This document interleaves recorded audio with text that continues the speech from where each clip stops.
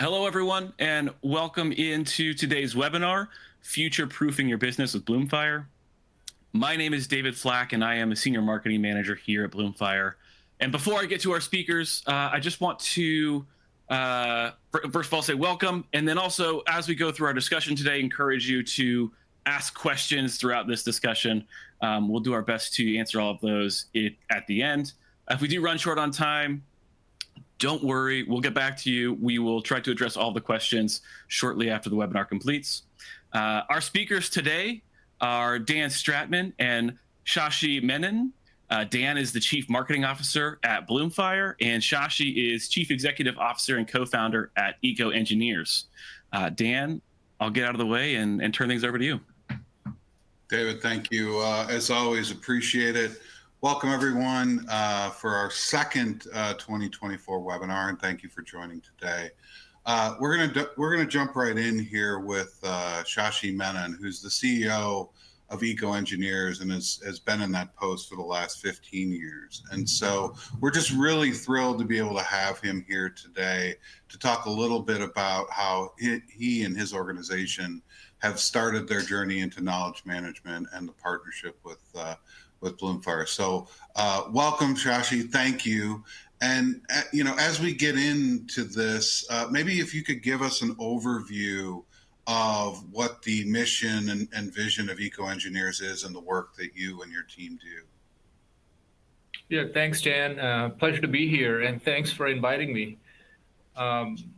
So EcoEngineers, we are a full-service advisory firm. We advise our clients on a range of matters, but the range of matters all circle around this issue of the energy transition.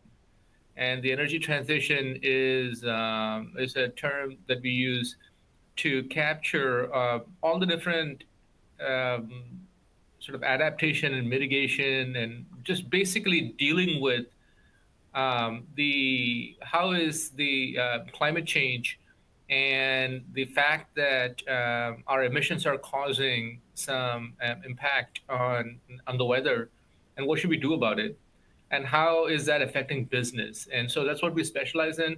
We sit at the intersection of policy, technology, and carbon markets.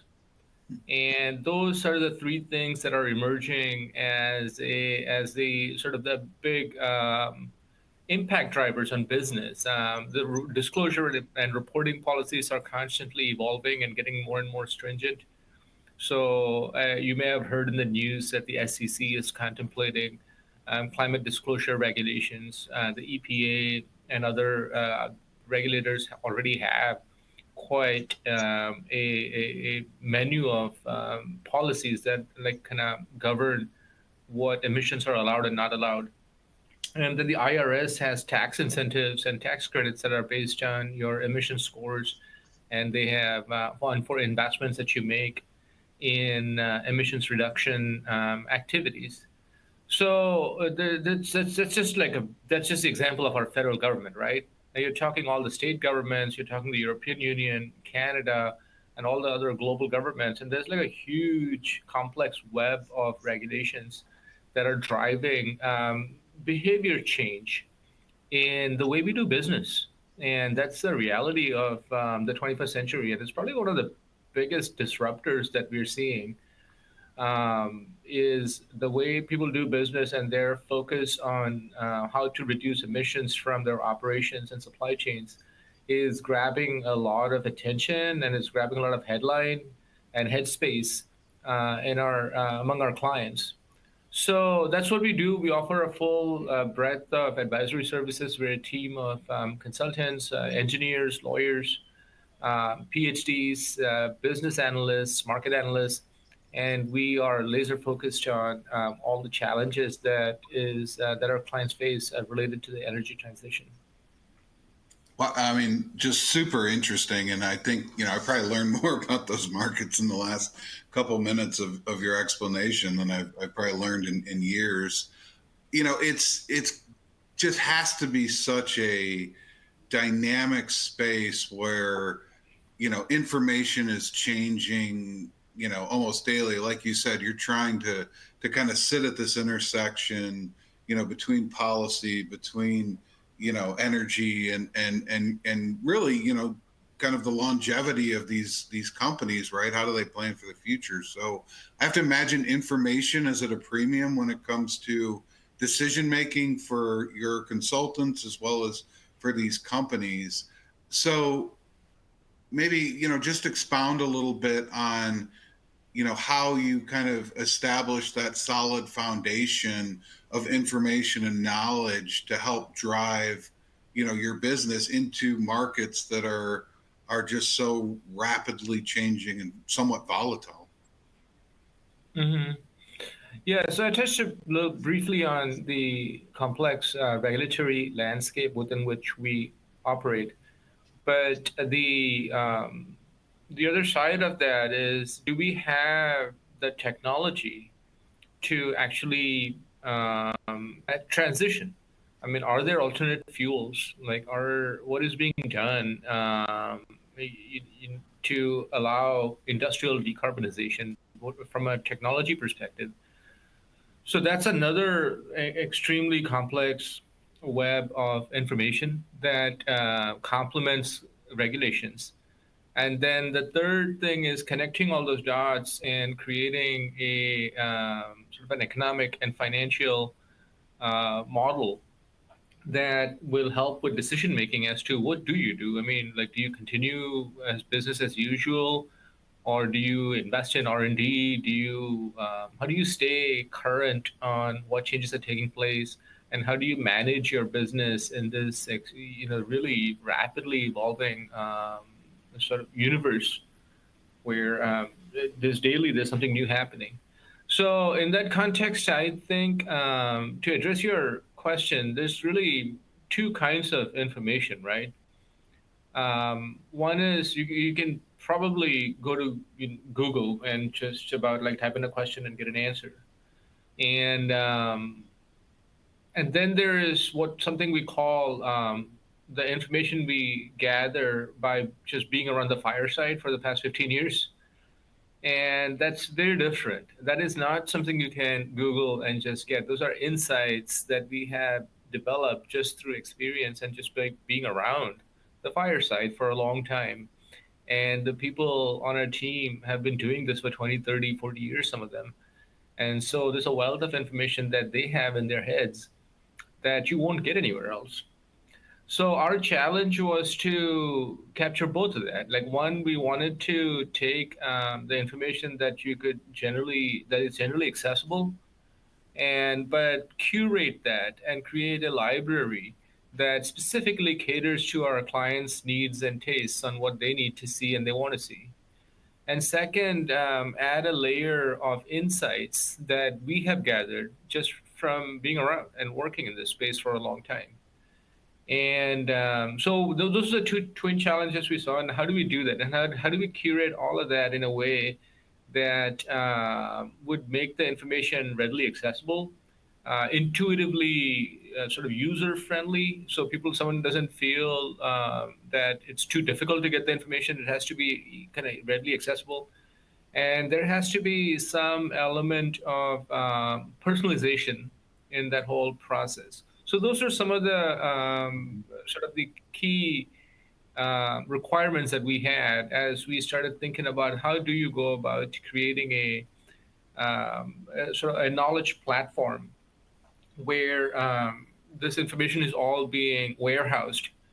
And and I still think I'm old enough to remember library catalogs when you open a drawer and then there's like cards in there that tell you which aisle to go and where the books are. So in today's world, we don't think like that. We just go and type stuff into Google, but in the behind that is a catalog. Behind that is a very orderly set of rules that govern how the information is stored, how it's archived, how it's traced, and how it's pulled back and retrieved. So those are our challenges. That's not necessarily our specialty to manage information. We just have a lot of stuff. We just know a lot of stuff, but we don't know how to manage all that.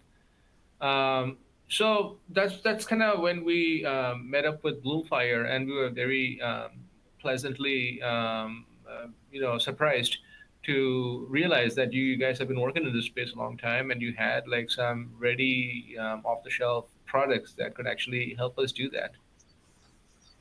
No, really great. I think, one of the things that we see, and we've talked about this kind of offline, is that, recognizing there's an issue or an opportunity to be solved, and then getting an organization to act against that are two different things, right? And there's a lot of ways you can go about it, but just that first kind of push into activity tends to be, the most important catalyst to kind of starting that knowledge management journey. So, you said, hey, we recognize the value of our information. We recognize that intersection between kind of the pure knowledge that exists and the innate proprietary knowledge that our people have. Recognize, hey, there's something to be solved here. Started talking to Bloomfire. Maybe expand a little bit on, as you thought about like kind of the critical to quality elements of a platform or a set of tools that you would want to have in place for your team. What was the checklist you kind of went down? You and the team. I know you probably had a delegation of folks, but what were the checklist of your must-haves for kind of instituting knowledge management and EcoEngineers? Mm-hmm. Yeah, and so I touched on a couple of them, and I think the requirements in the checklist also kind of evolved as we talked to you, and we learned more about what can be done.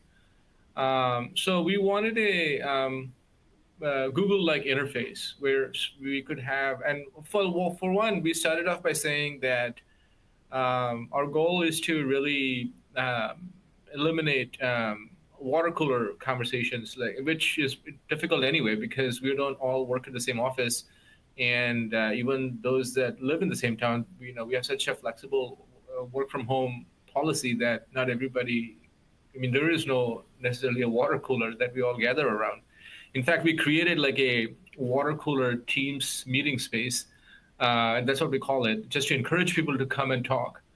And the other thing that was happening is like, so if someone had a question where they needed a certain piece of knowledge, they would send out an email and copy like 15 people and hope that someone like in that 15 would respond.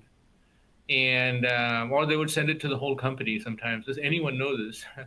And that wasn't very efficient because one, if you didn't know the answer or if you weren't in that group, then you just got your email inbox got flooded with all these different things that didn't pertain to you.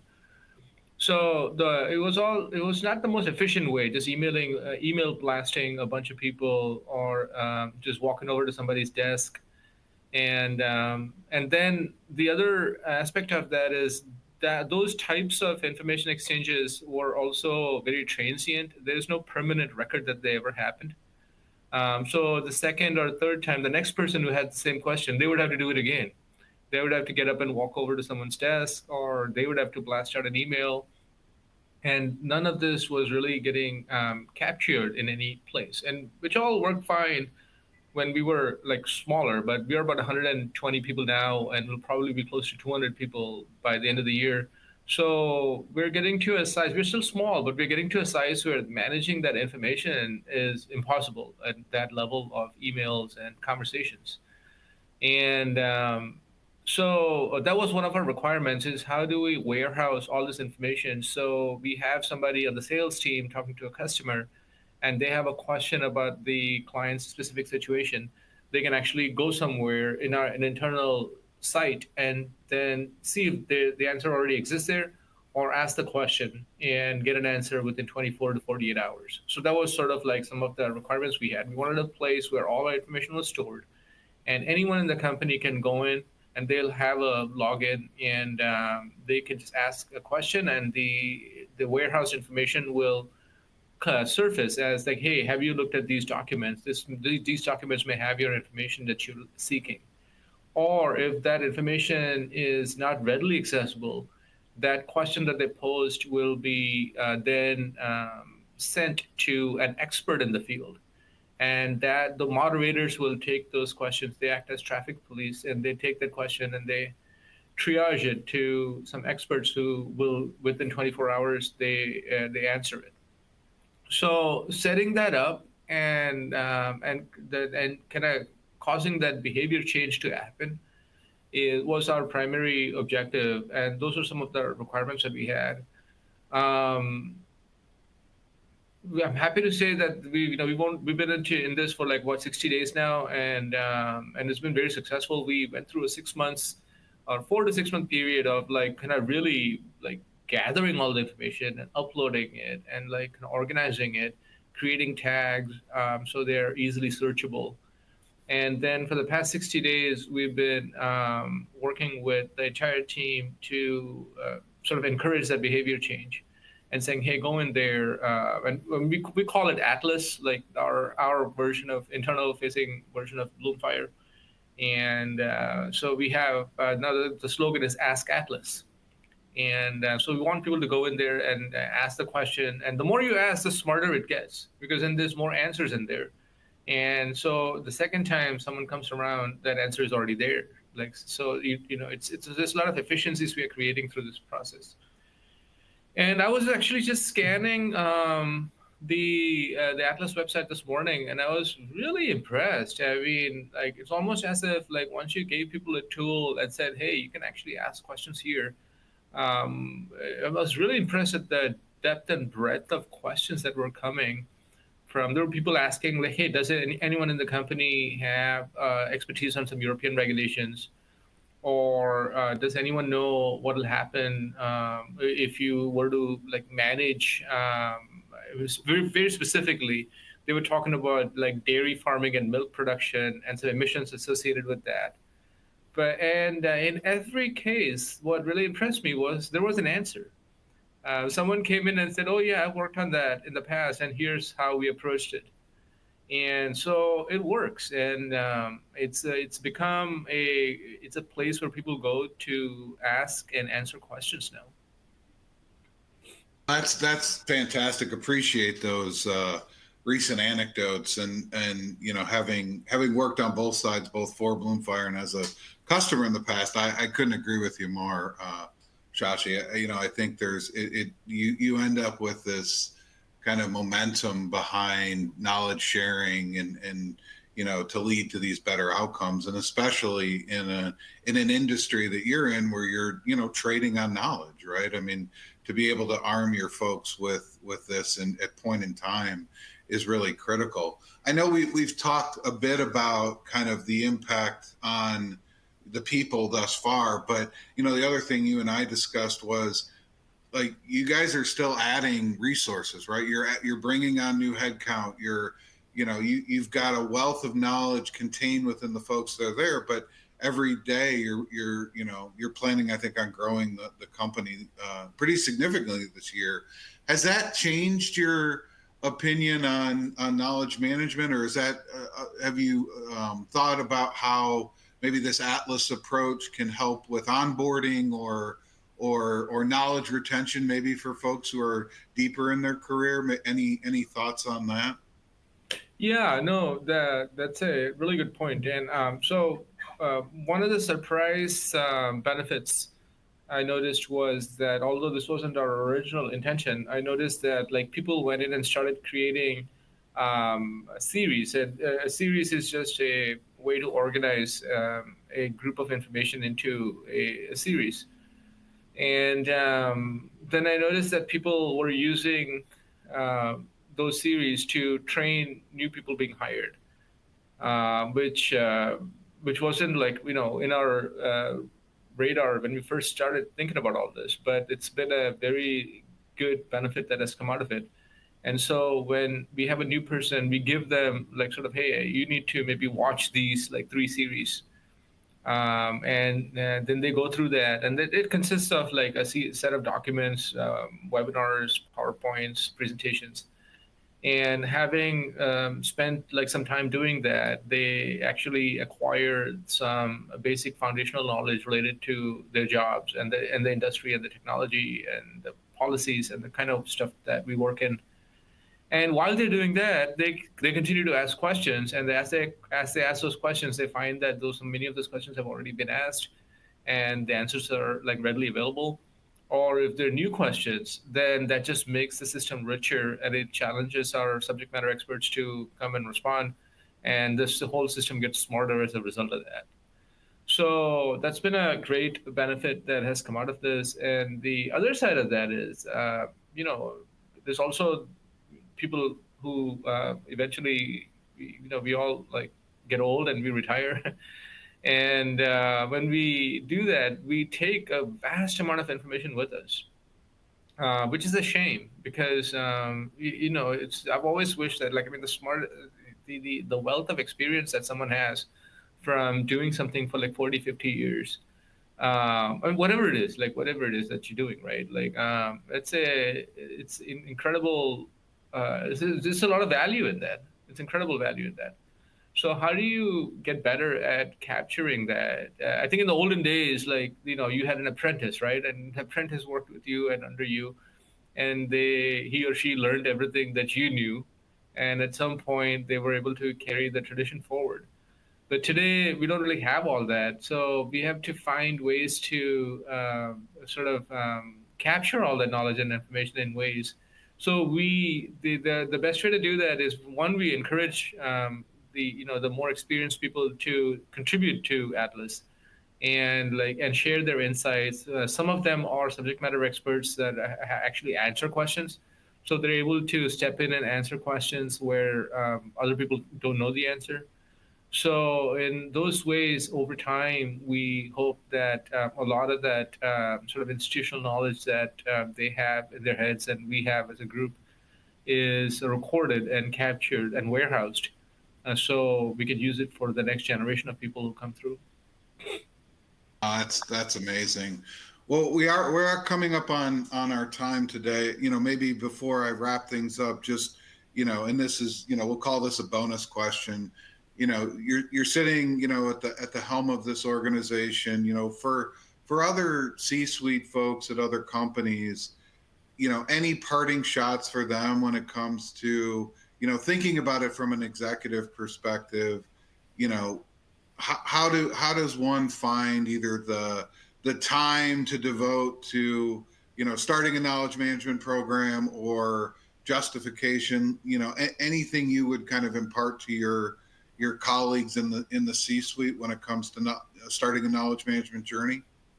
Yeah, so I would say, I think we all recognize the importance of it, and everyone knows that it's our sort of collective knowledge that really makes us richer, and then it's just a matter of how do you go about sort of really capturing that and warehousing it. So, which may seem like an impossible task, but today, like, there's enough technology, and the advances in technology has, and maybe this happened like 10 years ago, but this is not my area of expertise. But I'm finding out that, like, today, there is enough technology that makes this process easier, and especially with all the conversations about artificial intelligence and AI, which can be very intimidating for someone who is not in that field. So I don't even know like how to go about incorporating AI into our work processes. But every day it seems like there's new solutions that are coming into the marketplace, and I think like those are some pretty significant changes, and we all need to. We need to make time. We need to find ways to, especially if knowledge is your business, and I think like it's in a professional services firm such as ours that we do consulting and advisory services. Knowledge is 100% our business, and not just knowledge. How do you take existing knowledge and create and how can you take that and advise our clients on what decisions are the right decisions for them? And our clients often need a sounding board, someone they can talk to, someone they trust, And so, in that context, it's really, really important to commit ourselves to using the best available technologies and be a little forward thinking into what's the world going to look like in 2025, 2026. I mean, it's impossible to know what 2030 or 35 will look like, but I think we can start making plans. And so we're fortunate that we've started that journey, and I think it'll continue to, as we walk down this path, things will continue to evolve. And we're very pleased that we met you guys at Bloomfire, and look forward to we definitely rely on your expertise to guide us down this path. Well, it goes both ways, and we thank you, for being a customer, for partnering with us. It's an honor to work with companies that are on the forethought of things that are going to impact the world in the way that EcoEngineers is. And Shashi, I just want to thank you for sharing this with the group today. The journey that you're on, that EcoEngineers is on, is, I think, a really compelling example of how knowledge management doesn't need to be kind of this kind of frightening thing. Like you said, the technology is part of it, but also, having the right change management in place and is going to be really effective to, empowering your people, to categorizing that proprietary information, and putting it into action. So again, thank you. Thank you to all those who joined this call today. With that, we'll end this section, and we'll move on and address some questions from the audience. But thanks again, Josh. And thank you, Dan. Our pleasure.